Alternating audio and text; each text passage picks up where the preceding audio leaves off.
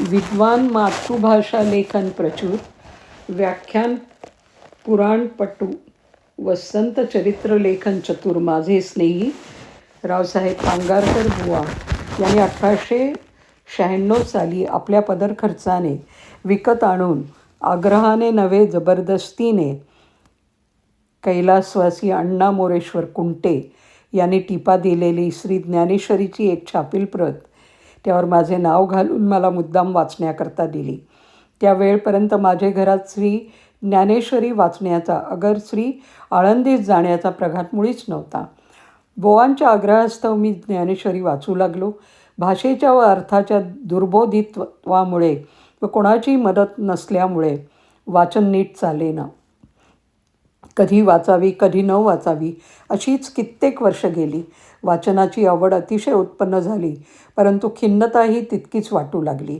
श्री दत्त उपासक नव्हे, श्री दत्तावतार परमपूज्य साधू गुरुवर्य श्री अन्या मोने उर्फ बोवासाहेब, मुक्काम शिरवळ,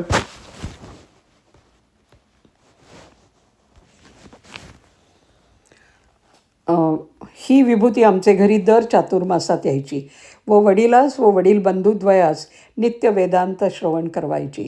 स्वभाव फार गोड, शांत, यदृच्छालाभ संतुष्ट, संसारात असून विरक्त. त्यांच्या वेदांत ज्ञान सरस्वतीत वडिलांनी व वडील बंधुद्वयांनी सतत 20 वर्ष यथेच्छ अवगाहन केलं. त्यांचे घरी दर साल श्री दत्त जयंतीचा उत्सव असे व माझे वडील किंवा वडील बंधू दर साल तेथे जात असत व पैशाची व तांदळाची यथाशक्ती मदत करून गुरुदक्षिणा देत. बोवासाहेब वारल्यानंतर काही वर्षांनी हा उत्सव बंद पडला व आमचेकडून गुरुदक्षिणाही जाणं बंद पडली. वडील व वडील बंधू वारले.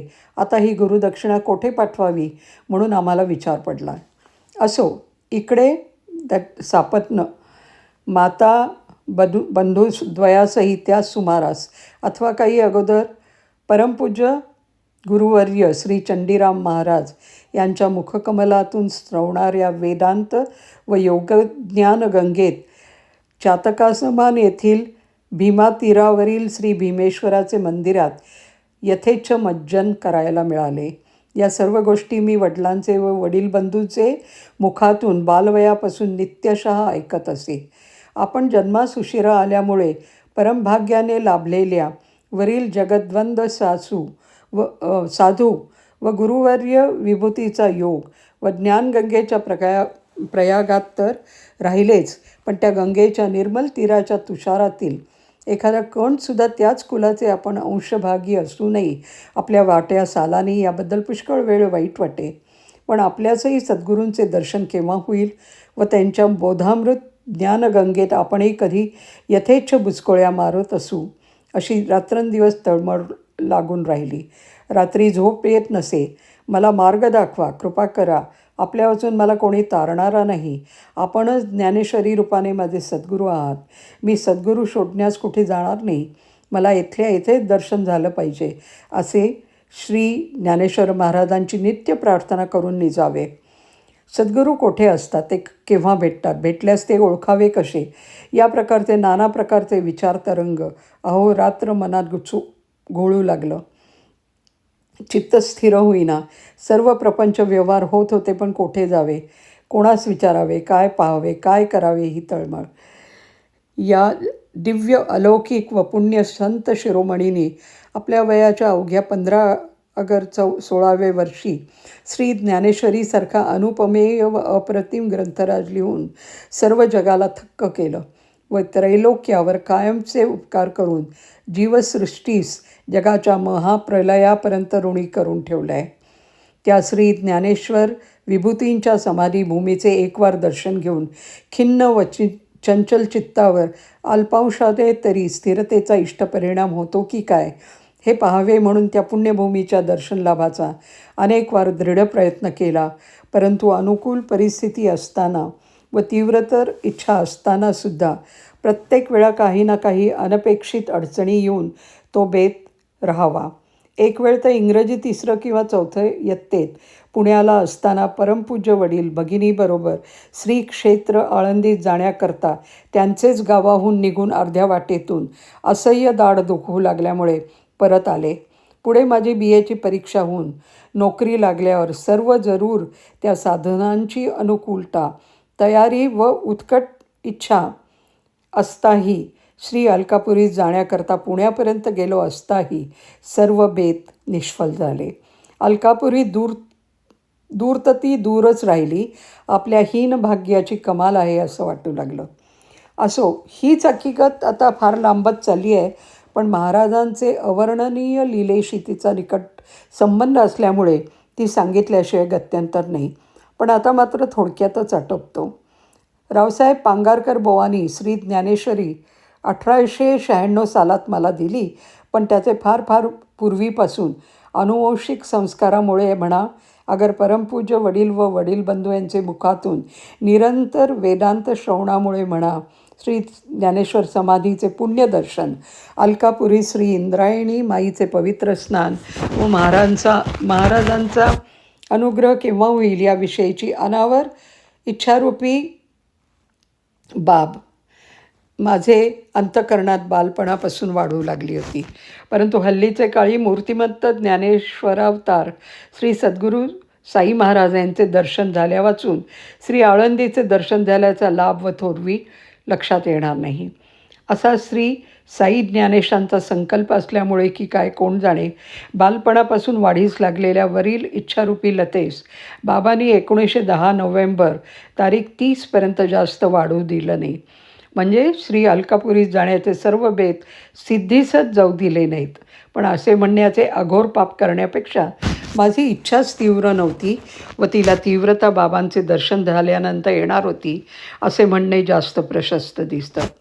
कसंही असो, मौज ही की बाबांचे दर्शन झाल्याबरोबर त्याच खेपेस 10च दिवसाचे रजेतच अनायसे श्री आळंदीचे व इतर 5-7 पुण्यक्षेत्रांचे व दुसऱ्या 2 दिव्य साधूमूर्तींचे प्रत्यक्ष दर्शन झाले व अत्यानंद झाला.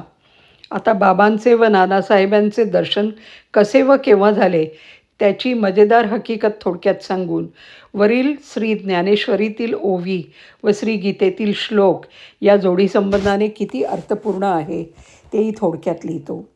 बालपणापासूनची उत्कट इच्छा व तळमळ आणि प्रत्यक्ष सद्गुरू दर्शन यांचे दरम्यान फार काल गेला हे वरील हकीकतीवरनं कळेलच असेल.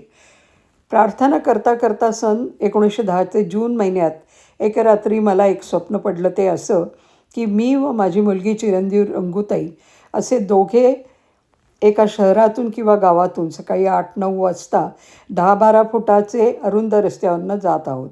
रस्त्यावर थोडा थोडा सुकलेला चिखल पडलेला आहे. आम्ही चाललो आहो इतक्यात समोरून 2 गृहस्थ येत आहेत असे पाहिलं. त्यापैकी अंगात पांढरा अंगरखा, डोक्यास तांबडे पागोटे, पांढरं धोतर नेसलेलं व खांद्यावर पांढरे उपरणं घेतलेलं असं होतं. दुसरे डोक्यावर पांढरा रुमाल, अंगात खादीची बंडी व पंचा नेसलेले असे होते. पहिले तरुण, दुसरे वृद्ध, दोघे फार गोरे नाहीत, काळे नाहीत, पण उजळ रंगाचे. ते दोघेजण आमच्याजवळ आल्यावर तांबडे पागोटेवाला गृहस्थ मला म्हणाले, अहो थांबा, हे मजबरोबरचे दुसरे गृहस्थ कोण आहेत हे तुम्हाला माहीत आहे का? मी म्हणालो नाही. ते म्हणाले, हे दत्तगुरू आहेत. असे ऐकताच मी व माझ्या मुलीने त्यांना तेथे रस्त्यातच साष्टांग नमस्कार घातला व आम्ही उठून उभे राहिलो. नंतर तांबडे पाकोटेवाले मला पुन्हा म्हणाले, अहो यांना दक्षिणा द्या. तेव्हा मी खिशातून पैशाचं पाकीट काढून त्यातली एक अधेली मुलीचे हातात दिली व ती महाराजांना दे व नमस्कार कर असं सांगितलं. तिनं त्याप्रमाणे केलं. नंतर मी एक पावली पाकिटातनं काढली तेव्हा तांबडे पागोटेवाले मला म्हणाले, अहो हे काय करता? मी म्हणालो, ती दक्षिणा मुलींनी दिली, आता मी देतो. व त्याप्रमाणे मी सतत श्री दत्तगुरुरायास दक्षिणा देऊन वंदन केलं. नंतर श्री म्हणाले, का हो तुम्हाला किती मुलं? मी म्हणालो, 3. ही मुलगी व दुसरे 2 मुलगे. ते म्हणाले, बरं बरं, आम्हाला मूलबाळ काही नाही. मी म्हणालो, महाराज असं कसं म्हणता? हे सर्व जग ही आपलीच मुलं नाहीत का? त्यावर ते म्हणाले, हो हो, तसं पाहिलं म्हणजे आम्हाला पुष्कळ मुलं आहेत. असे बोलून ते मागे वळले. आम्ही त्यांचे मागे गेलो. तो एक चौसोपी मोठा व मजबूत पण ठेंगणा असा वाडा बघितला. त्यात स्वयंपाक चालला होता. काही मंडळी जेवत होती. वरील दोन्ही विभूती व माझी मुलगी तेथे नजरेस पडली नाही. मी एकटाच तेथे होतो असे पाहून जागे झालो. नंतर 26/6/1910 रोजी मी निकाकली येथे काही कामाकरता गेलो. तेथील पाटील मला म्हणाला, तुम्हाला अलीकडे साधूसंतांचे दर्शन झालं आहे का? मी नकारार्थी उत्तर दिलं. तो म्हणाला, असं का? झालंच पाहिजे. मी पुन्हा तेच उत्तर दिले. तो म्हणाला, बरं तर दर्शन 1 वर्षाचे होईल. पण अशी वेळ आली म्हणजे मला मात्र विसरू नका, माझी आठवण ठेवून चला, तुम्ही आपल्याबरोबर घेऊन जा. मी म्हणालो, पण तू म्हणतो ते खरं कशावरनं? तो म्हणाला, मी तुम्हाला स्वप्नात तुमच्या घरी एका साधूबरोबर बोलताना बघितलं. मी बाहेर उभा होतो व तुम्ही ज्यांच्याबरोबर बोलत होता व साधू होते असे त्यावेळी मला वाटले व म्हणूनच मी म्हणतो की तुम्हाला साधू दर्शन लवकर होईल. नंतर मी त्याला मला पडलेले वरील स्वप्न सांगितले व म्हणालो की जर झाले असेल तर मला स्वप्नात साधू दर्शन झाले आहे, प्रत्यक्ष जागृतीत नाही. तो म्हणाला, असे काय उपयोगाचे? प्रत्यक्षात झाले पाहिजे व होईल. यानंतर थोड्या दिवसांनी माझे धाकटे बंधू रावसाहेब सदाशिवराव यांच्याकडून मला एक पत्र आलं की नानासाहेब चांदोरकर म्हणून कोणी प्रांतसाहेब आहेत, ते तिकडे गेले असता प्रत्येक बाबतीत साई महाराजांचे नाव काढत. म्हणून साई महाराज म्हणून कोणीतरी त्यांचे गुरु असावेत असे मला वाटते. त्यांची भेट घेऊन असे आपले विचारास येईल तसे करावे. ते हल्ली तुमचे जिल्ह्यातच दप्तरदार म्हणून बदलून गेले आहेत. यापूर्वीच म्हणजे 1910 एप्रिल 21 तारखेस माझी साक्ष ठाण्यास एका खटल्यात नानासाहेबांपुढे होती. पण त्यावेळी बाबांचं व नानासाहेबांचा संबंध मला मुळीच माहीत नव्हता व माझी त्यांची ओळखही नव्हती. साक्ष झाली, मी परत गेलो. नंतर सप्टेंबर 1910 1 ऑगस्ट 2 तारखेस नानासाहेबांचे जामात रावसाहेब दत्तोपंत पेंढारकर यांची व माझी पूर्वीपासून बरेच दिवस ओळख होती. यांनी मला बहुत करून तारापूर येथे, कारण तेथेच ते इंग्रजी शाळेत मास्तर असत, बाबांबद्दल काही हकीकत सांगून महाराजांचा एक लहानसा म्हणजे चौकोनी रुपया एवढा फोटो दिला व विस्तृत हकीकत नानासाहेब सांगतील असं म्हणाले. नंतर नानासाहेब ठाण्याहून बदलून वसईस प्रांत झाले. त्यावेळेस त्यांची व माझी गाठ 27/9/10 व 30/9/10 रोजी डहाणू स्टेशनवर पडली. परंतु घरी अडचण असल्यामुळे बाबांचे कथामृत यथेष्टपान करण्याची उत्कट लालसा होती. तरी मला त्यांच्याबरोबर बोईसर अगर उंबर गावापर्यंत जाता येईना व 2-3 वेळा गाठ पडूनसुद्धा इच्छा फलद्रूप होईना. पुढे भेटेन तेव्हा सांगेन असे नानासाहेब म्हणाले. तारीख 28 ऑक्टोबर रोजी माझी व त्यांची गाठ पुन्हा ठाण्यास पडली. ते म्हणाले, महाराजांबद्दल 2 प्रकारची माहिती देता येईल, चमत्कार रूपाची व तात्विक रूपाची. तुम्हाला कोणती पाहिजे ते बोला. मी म्हणालो, आपल्यास वाटेल तो प्रकार मला सांगा. नंतर आप्पा कुलकर्ण्यांबरोबर आपल्यास महाराजांकडून कसा निरोप आला व आपण त्यांचे दर्शनाला कसे गेलो, मशीद बांधण्याची हकीकत, श्री वनुताईंची हकीकत, प्लेगची लस टोचून घेण्याची हकीकत, डोंगरात तृषापीडित झाले असताना अकल्पित पाणी मिळाल्याची हकीकत वगैरे प्रत्यक्ष अनुभवाच्या अति गोड, सुरस, हृदयंगम व बोधप्रद अशा महाराजांबद्दलच्या कथा व लीला नानासाहेबांनी मला सांगितल्या. नंतर ते कल्याणला गेले, मी डहाणूला गेलो. झालेली हकीकत, परमपरोपकारी भाविक व बाबांचे परमभक्त आणि माझ्यावर प्रेम करणारे माझे स्नेही रावसाहेब जनुभाऊ उर्फ अण्णासाहेब करंदीकर यांना निवेदन केली व एक वार आपण महाराजांचे दर्शनाला जाऊ अशी इच्छा प्रदर्शित केली. ते म्हणाले, ठीक आहे. आम्ही जाण्याचा बेत केला व निकावलीचे पाटलासही कळविले. परंतु मध्यंतरी म्हणजे 4/11 ते 29/11/10 मी आजारी पडलो. नंतर 10 दिवसाची किरकोळ रजा घेतली. जनुभाऊंचे काम आटपेना. ते म्हणाले 7-8 दिवसांनी जाऊ. नंतर 30/11/10 रोजी जाण्याचा बेत केला.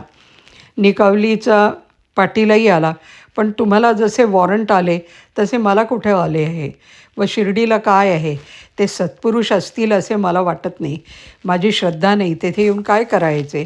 वॉरंट वाचून जाणं बरं नाही. माझीही चित्तवृत्ती डळमळू लागली. मन उदास झालं. नानासाहेबांना महाराजांनी निरोप पाठवला. आपल्याला का बरे बोलावणे येऊ नये अशा कुवसू विचारांचे मनात तुंबळ युद्ध सुरू झालेला निश्चय बदलावा किंवा कायम ठेवावा काहीच कळेना.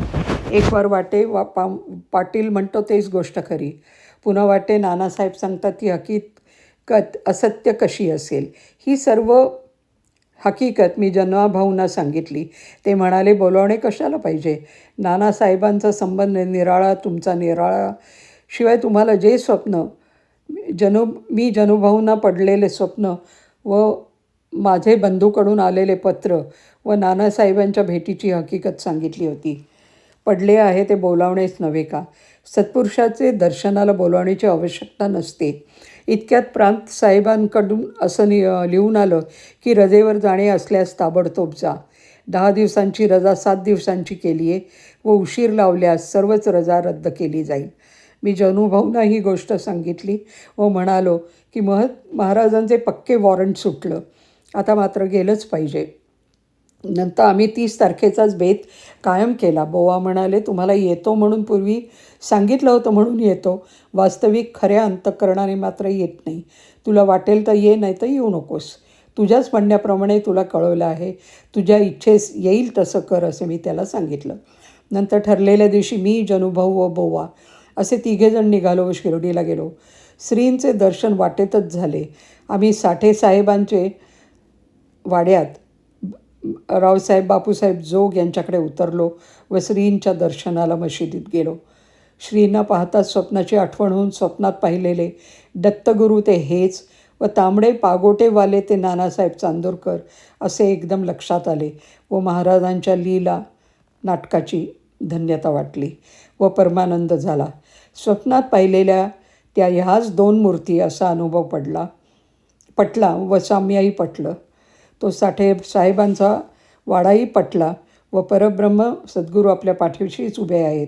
आपण त्यांना अनन्य भक्तीने व अंतःकरणाने शरण गेल्याने, मनोभावापासून वाळविल्याने ते पुढे येऊन उभे राहतात. ही प्रीतीवरील श्री ज्ञानेश्वरीचे ओवीत लिहिल्याप्रमाणे पूर्णपणे आली व बाबा ज्ञानेश्वरावतार आहेत हेही पटलं.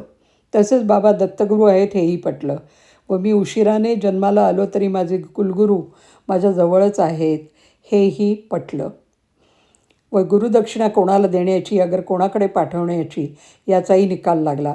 बाबांचं दर्शन झाल्याबरोबर त्याच खेपेस त्याच रजेमध्ये श्री आळंदीचे व इतर 6-7 पुण्यक्षेत्रांचे व 2 संतांचे दर्शन झालं.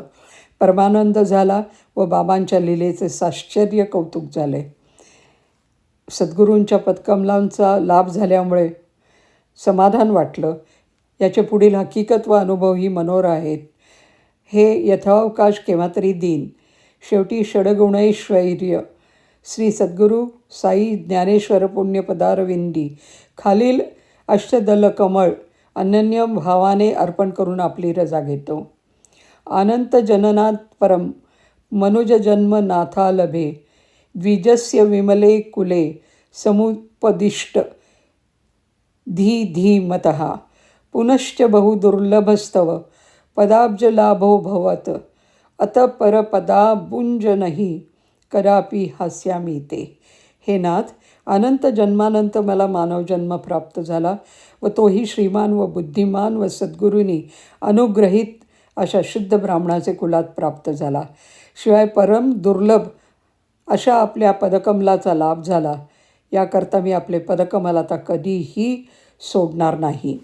विदे यदी सुदुर्लभम मनुज जन्म जन्मांतरे बिडाल इह सुंदरे खलु भवामी त्वं दिरे तवांध्री दधी गोरसम समुगभिक्षम पास्यामहो परम पर पदांबुजम नहि कदापि हास्यामी ते.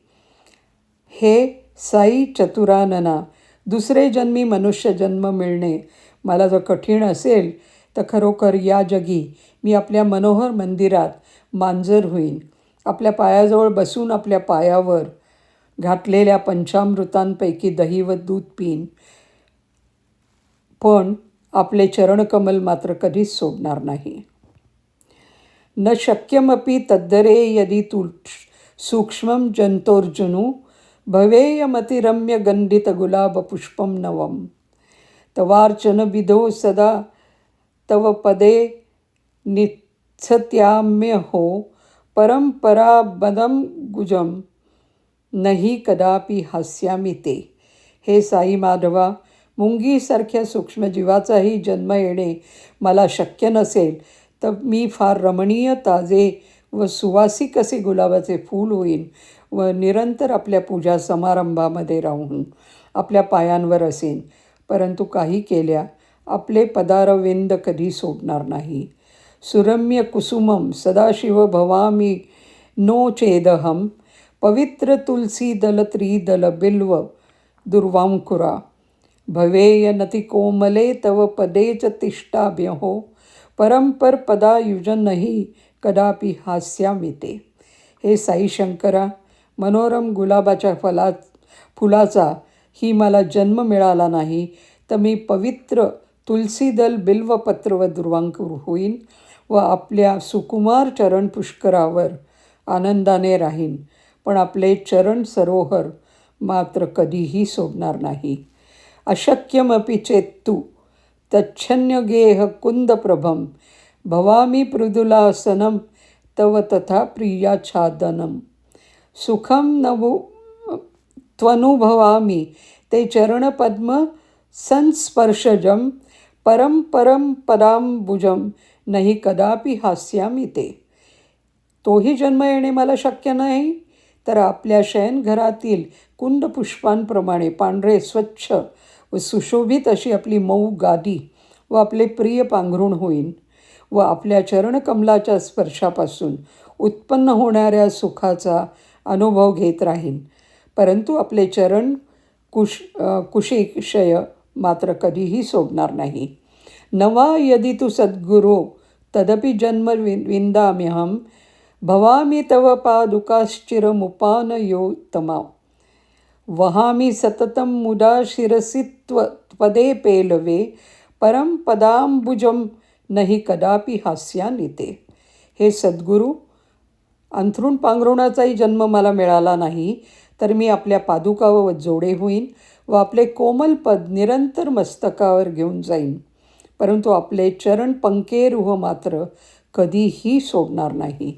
न जन्म सुलभम हि तद्यदि तू साईनाथ प्रभो, त्वदीय सुने केतने खलु भवामी सम्मार्जनी, पदाब्ज शुभरेणु पावन सुवंच सम्मार्जय दो, परम परम बदांबुजम्यहि कदापि दास्यामी हास्यामी ते. हे प्रभो साईनाथ, तोही जन्म मिळणे सुकर नसेल तर निश्चयाने मी आपल्या सुंदर सदनातील केरसुणी होईन व आपल्या पदकमल शुभ धुलीचा स्पर्श झाल्यामुळे पवित्र झालेली भूमी मी मोठ्या आनंदाने झाडीत राहीन. परंतु एकदा हाती लागलेले आपले चरणाब्ज काही केल्या सोडणार नाही. बाबांचं बाळ. श्री साईलीला करते यांना नमस्कार. आपल्या एखाद्या श्री साईलीलेच्या अंकात खालील पदास कृपा करून स्थान देऊन मला आभारी कराल अशी आशा आहे. या पदात श्री साईबाबा की जय अशी अक्षरे आलेली आहेत, तरी माझा हा अल्पसा व पहिलाच प्रयत्न आपल्या मासिकात प्रसिद्ध करण्यास पुनरपी विनंती करते. श्रीपती रघुत्तम राया, बालिका वंदिते पाया, साधू संत बहु देखिले, रत्न तुझ समनच आढळले, इच्छा मनी धोरही होती, नयनी कधी देखीन मूर्ती, बालेची न पुरविली आस, स्वप्नी तरी तृप्त मनास, बाबा श्री साईनाथा दत्ता अवधूता सत्वरी आता, दर्शना देई, बाला कर जोडुनी विनवी, किव नचका तुझसी येत, सप्रेमे तुझसी आळवीत, बालिका. जरी अन्याय अनंतही असती, माते सम घाली पोटी, यश देई गावया कीर्ती, दावी तव मूर्ती, दयाघन देवा, लीलेची मनीषा पूर्वा. लीला चोणकर.